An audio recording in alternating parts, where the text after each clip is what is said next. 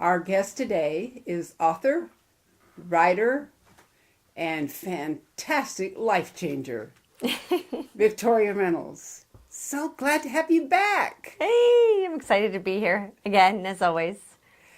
Today you're going to talk about children's rights. I am, yes, That's so amazing. Some people don't believe children should have rights. which I find very sad and very disconcerting because children are people too. And they're the future of our nation. Yes, well, the future of our world. And how we mold them today is our future tomorrow. Exactly. It's literally in their hands. And we're literally creating it by what we're doing with those children. Well, I am an advocate for human rights, and what I've shared before is that I have a vision. I have a dream that someday all people will be treated with equality, dignity, and respect, regardless of age, sex, belief, shade, color of their skin, marital status. I believe that every one of us of absolute value and absolute worth, and that none of us are worth less or more than any other. And unfortunately, in this country, and I think also around the world, that personal freedoms tend to take precedence over human rights. And in a lot of our belief systems, children are still considered personal property. Personal property. Yeah. That's a little scary. It is, and even though legally they're not personal property anymore, there still is this underlying belief within the greater consciousness that they are. The evolution of belief is something that really fascinates me. You know, as our beliefs evolve, eventually our laws evolve along with them, and it wasn't that long ago that women and children were considered the property of men. And women have finally found their freedom, and with that, their children supposedly as well. And yet there are children in this country who are being physically, sexually abused and maltreated all the time. And it's overlooked because personal freedoms have taken precedence over children's rights. Let's give us an example. Well, one example is the freedom of religion. So freedom of religion in this country takes precedence over human rights. It doesn't, on the surface, most people don't realize that freedom of religion exists for us in America to believe as we choose, however, not to act as we choose. And the misperception is that religious freedom also means that we get to act as we choose, and that's simply not the case. And when a person is harmed, when their actual human dignity and human rights are taken away, in the guise of religious freedom, that's where I take a stand. That's where I have an issue. Give us one example of how that happens. Well, there are some cultures, even here in America, that, there are some that believe in faith healing, that if a child's faith is strong enough that they should be healed, and if a child dies, then they obviously didn't have enough faith. There are other cultures where children are pulled out of school who are homeschooled specifically so that their parents can put them to work. And they use religious freedom of the guys as the guise for the reason that they homeschool. And in fact, those children aren't going to school at all. They're being put to work on the family farm or in the cult, if you will. It could be, a lot of times it's in a closed community environment where the children are forced into child labor. And there are some belief systems that believe that corporal punishment of children is still appropriate in their private schools, because private schools are held to a different standard than the public school system. And there are even some religious beliefs that a child is born evil and needs to have the hell beat out of them. That's literally where that term, beat the hell out of them, came from, in the belief that children are born of sin and that they act out as toddlers because the devil is in them and they need to have it beat out of them. That still holds in some belief systems. That's really unbelievable. That's difficult. A child is sinful, a little baby? Mm-hmm. Yeah, they're born in sin. So rather than this belief that a lot of us have that a baby is born perfect and they learn bad behavior. They learn what some people call sinful behavior. I personally don't do the whole sin thing, but I think that was a means of control personally. But children learn fear, and they learn fear and control. And when we're born perfect and loving. And fear is something that's indoctrinated into us, however that is indoctrinated into us. Not even necessarily through religion, but fear is fed, it's basically spoon-fed to us when we're children, to varying degrees. And in some belief systems, it's to the point of physically beating children. And that's overlooked in the guise of religious freedom. And a lot of them believe that they should, what's the saying, spare the rod and spoil the child? That's actually part of their justification. Well, that's actually the spare the rod and spoil the children, and spoil the children means to no longer physically abuse children. That used to be like the thing. If your child misbehaved, you beat the crap out of them. Yeah. That was using a rod. You don't use your bare hand, because then that would mean a loving father would never hit a child with his bare hand. He would use an inanimate object. That's what the rod is. It's a stick or a rod or a belt or some inanimate object to punish the child when they're seen as being bad. And spoil the child meant to like overindulge them. So that's what spare the rod, spoil the child came from. And are those belief systems that say, screw spoil the child, they need a good rod. And yet, isn't both of those behaviors an extreme? Correct. And don't both extremes cause damage? Both extremes cause damage. So if the child never learns responsibility and you spoil them, or if you beat them and terrorize them, you're still wounding the child either way. Right.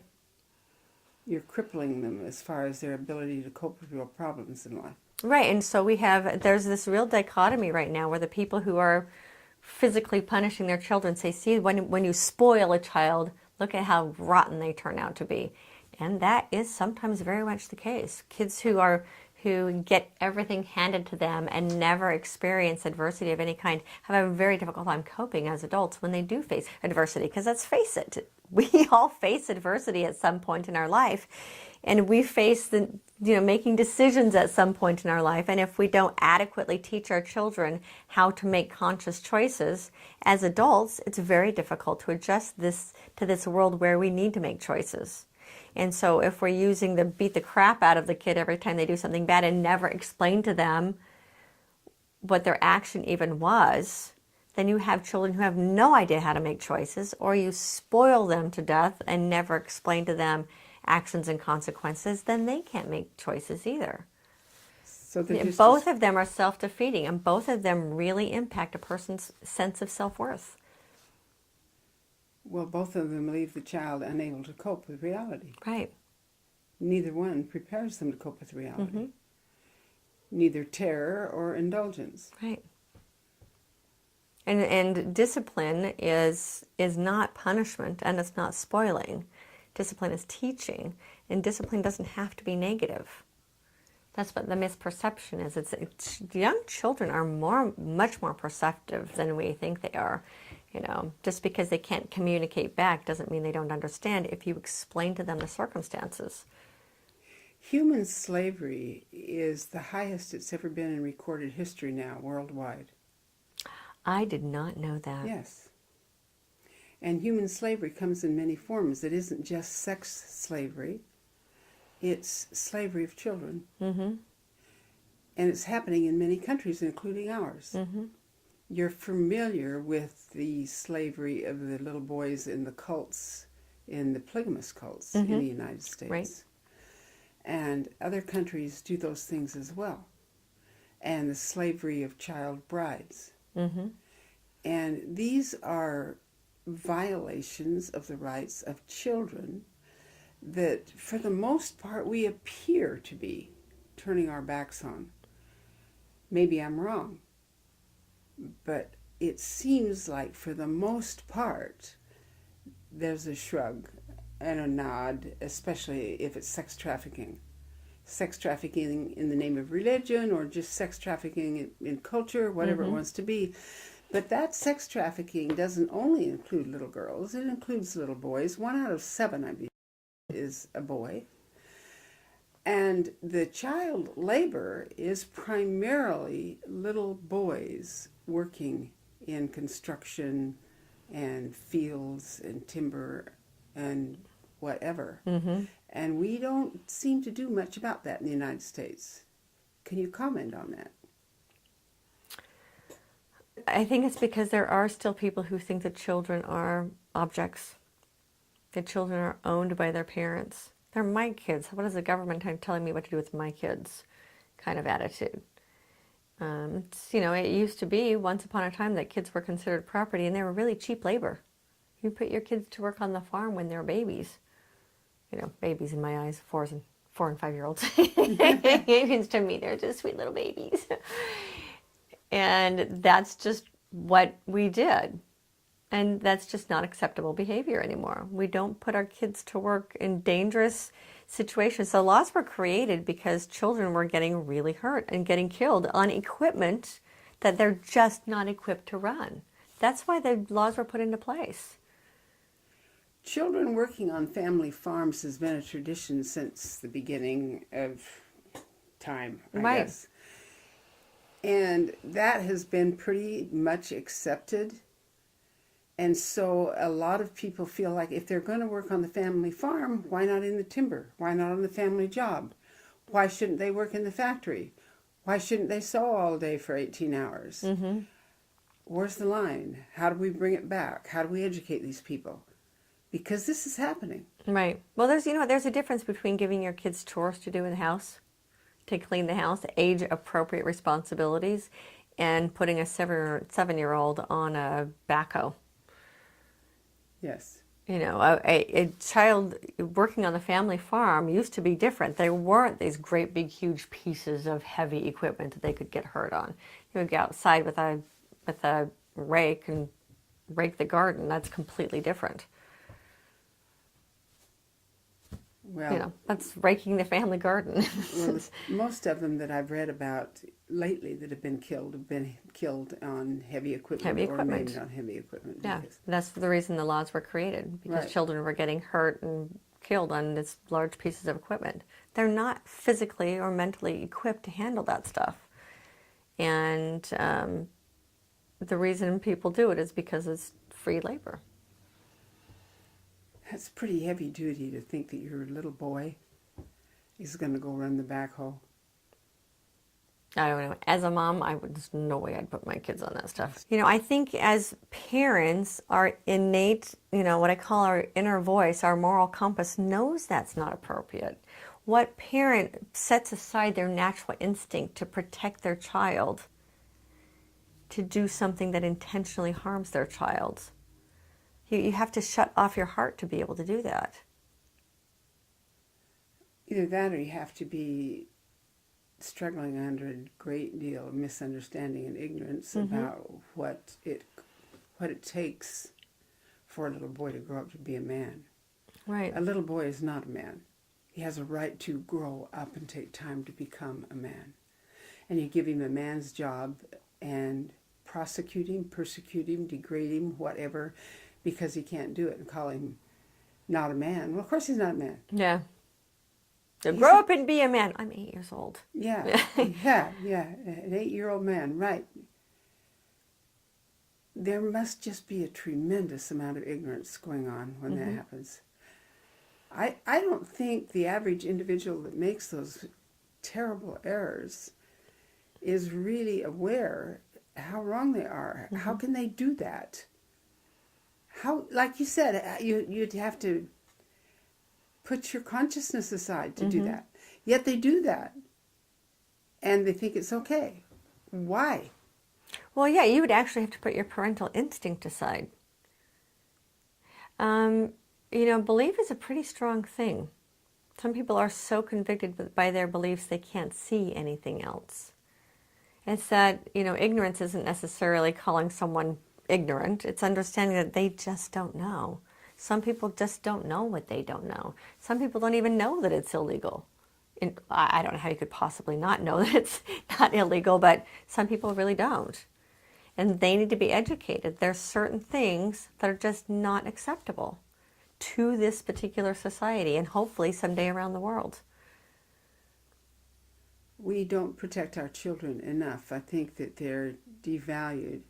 And in a way, for all honesty, it isn't always the parents' fault. For example, there are a lot of single mothers out there that have to work low-paying jobs and leave the kids because there's no way to eat otherwise. Children don't have proper supervision, and they get into trouble. And if anybody complains about it, she runs the risk of losing the children. And she can't stay home and work and go out and make that money at the same time. Right. So she's trapped in a real mess. Our society produces a great deal of that. Yeah. We should have, in my opinion, more daycare centers where women work, more child care centers, and more videos so they can see their children while they're working, so they have some sense of security that that child is safe and in the same building if she has to go there. And if she has to work 30 minutes longer a day to make that all possible for the kids so she can run in there if the kids really need something, so be it. It could be worked out. But the stress that mothers are under when they're single to provide for a family is, in some cases, just really off the wall. In some cases, they can get enough public benefits not to go to work, and it all works out. But the point that I'm making is, if a child has parents that don't have to be responsible for them, there's a mom trying to be responsible and there's a missing dad and he's not trying to be responsible. Or there's a dad trying to be responsible and there's a missing mom. We have hundreds and hundreds of single parents. And yet, it's the people who can't afford the children and don't take care of the children that have the most children. Right. And the statistics are getting worse and worse. What are we going to do as a nation about that? Children are supposed to go to school, and education is part of the American way. But now you can educate them at home, not educate them at all. We know a young boy that's 20-some-odd years old that never learned to read, that grew up like that. His story isn't unique. No, and it is very unfortunate that that's what happens. And, you know, I think we need to make, yeah, like you said, daycare available. Preschool is not cheap. No. At all. I think we need to provide free preschool. Yes. If we want to insist that kids go to preschool, which now the public school system is saying, the public school system says we can tell a kid who did and didn't go to preschool. So you have a kindergartner coming in that's expected to know already a lot of things that a kindergartner is expected to know that when we were kids, you didn't learn until first or second grade. Now, coming into kindergarten, they're expected to know these things. Right. And who is it that's supposed to have taught them that exactly? You have these single moms or these parents who don't have the financial ability to pay for preschool because preschool is not included in the school system, and yet the school system demands that they go to preschool. Preschool is very expensive. And I think if the school system demands that kids go to preschool, then that needs to be included in some kind of public funding. It really does. Yeah. Because our public funding across the board, as I understand it, has managed to raise the wages of the executive officers throughout most of our school districts, but lower the standard of education. What's happening? How can that be? Well, we're seeing that across the board, I think, throughout our country in general, that the people at the top are making more money and the people at the bottom are making less. It's kind of the standard of where our country is going. And we, as voters, have got to stand up and say we're not going to put up with it anymore. So there's a greater and greater division between the rich and the poor, and the children are the ones that suffer. Right. The children are the nation's future, and they're the ones that suffer. So what kind of a nation are we going to have?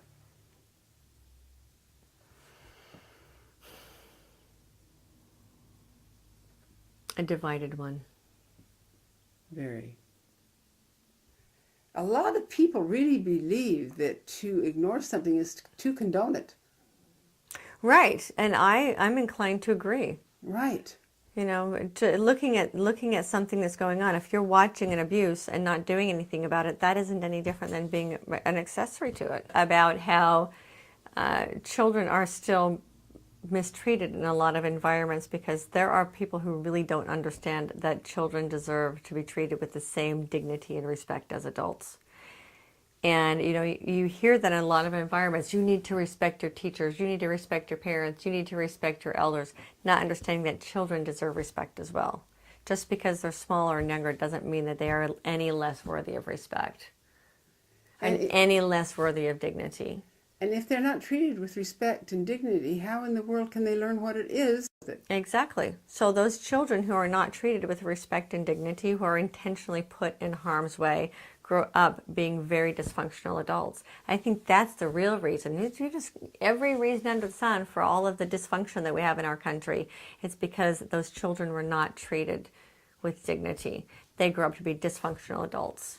And isn't it a fact that children that are violated sexually or abused in any way and every way actually have a harder time learning and a harder time coping in life? It doesn't make them smarter. Oh, not at all. Quite the opposite. Punishment actually holds them back. It prevents them from dealing with life correctly. It inhibits them. It doesn't fix them. It hurts them. Exactly. It cripples them. Yeah. Mentally, physically, emotionally, spiritually, it cripples them. Yeah. Makes it much more difficult for them to be a contributing member of society as adults. Those are the kids that are bullies at school. Those are the kids that don't get good grades at school. Those are the kids that can't get a good job when they grow up. Those are the kids that don't go to college when they grow up. They're the ones that contribute to this poverty in our country, are the ones that are abused as children. And you mentioned bullies at school. Let's talk about what happens when a child is bullied to the point that they can't escape at school. Well, that's where the school shootings are coming from. It's not the bullies that are doing the school shootings. It's the victims of the bullies that are doing the school shootings. They get to the point where they can no longer handle the suffering, that suffering load that's put on them, and that the only way out of their suffering is to take out the person that's the cause of their suffering. And unfortunately, there are a lot of other kids that get caught in that crossfire. It's the child that is suffering from that does the killing, not the bully. So we got to get to the root of what the bully and the bully themselves are suffering. Kids aren't mean to other kids who have a loving environment at home. They just learn that aren't. somewhere. They learn that bullying behavior somewhere. Yeah, so those kids that are getting bullied at home are taking that, the only place where they have any sense of control is on other kids at school. So we need to see that both the victim and the bully are both victims. Treat both of them. And we tend to just, that one's a bully and brush them aside, but that kid needs just as much attention as the one that's being bullied. We certainly need to have cameras, adults and whatnot, more help at school, and quit turning our back on these kind of things, because these kids need babysitting just like little kids do when they grow up that dysfunctional. Yeah, and I think for me, I think one of the greatest resources are the parents themselves. I'm really, really fortunate that my kids go to a public school where the parents are very involved in the school. We have families where the mom stays home either by choice or because, she got the economy put her out of business 5 years ago, and she said, well, rather than sitting around on the couch and complain about my life, I'm going to go volunteer. Again, please. It's okay. So we have women that are sitting at home either because they're out of work or they choose to be at home or they lost their job or for whatever reason. And some men too. Actually, I'm surprised how many dads I see at school who have flexible work schedules. They choose, rather than sit at home on the couch watching TV complaining about everything, they choose to use that time to go be active at the school and have parental involvement at the school. And those schools that have higher parental involvement have much lower incidence of kids being bullied. They have and actually the kids' grades are much higher. Kids who go to schools where their parental involvement have higher scores. The overall school has higher scores. And they're safer. They're less afraid. And they can concentrate on their lessons. And they're protected because they deserve that. Mm-hmm. So instead of sitting at home on your couch complaining about the school system while you eat chips and watch TV, right. Get up off your butt and go volunteer at school. Right. It's also proven that kids who see parental involvement around their school have higher self-esteem. and being able to have a trusting relationship with other adults aside from just their parents increases their self-esteem and their grades. So, mentoring a child, whether it's yours or somebody else's, pays off big time. Mm-hmm. Just giving them attention and acknowledging that they're valuable can change a life. Right. Yeah, it instills a sense of worth that they wouldn't otherwise get. And these kids who grow up with a strong sense of self-worth and a strong sense of value are the biggest contributors to society. That is really good. Mm-hmm. If we can make people understand that and come together, single moms can come together. They can help each other. They're in the same boat. Right. They can do child sharing. It's actually works very well for the women that do it. And adopt a grandparent program that for the grandparent just to be there when you're there, not leaving the child, not leaving them.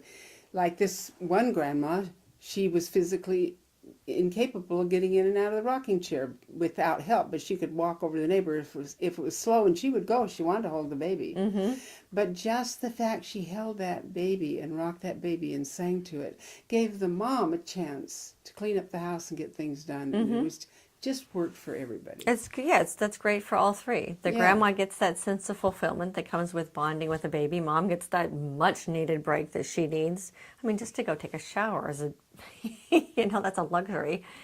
And, and the child gets that extra attention that they need. It's a win-win-win all the way around. So we need to look for... Yeah, it really comes down to understanding how valuable children really are. And that they have the right, just as much as the rest of us do, the right to the pursuit of happiness. The right to being safe from harm. Those are basic human rights. It's actually built into our human... But you can say that there are universal human rights. And the right to be free from harm is one of them. The right to the pursuit of freedom is one of them. And those are rights. Those are more than just personal freedoms. It's, a parent who says, well, they're my kids. I have the freedom to do whatever I want with them. Actually, no, you don't. Their human rights must take precedence over your personal freedoms. And every child deserves to have his human rights met because there are rights as human beings and nobody has the right to take them away. And any child who is raised with their human rights intact grows up to be amazing adults, or at least has a greater opportunity to be able to make that happen. And we as a nation, we as people, we as parents need to understand that children deserve to be treated with the same dignity and respect as any adult out there because they're just as human as we are. Thank you so much. You've done a wonderful job today, sharing your wisdom and educating the public once again. Thank you. Thank you. It's really been wonderful to have you here. Thank you. Always a pleasure to be.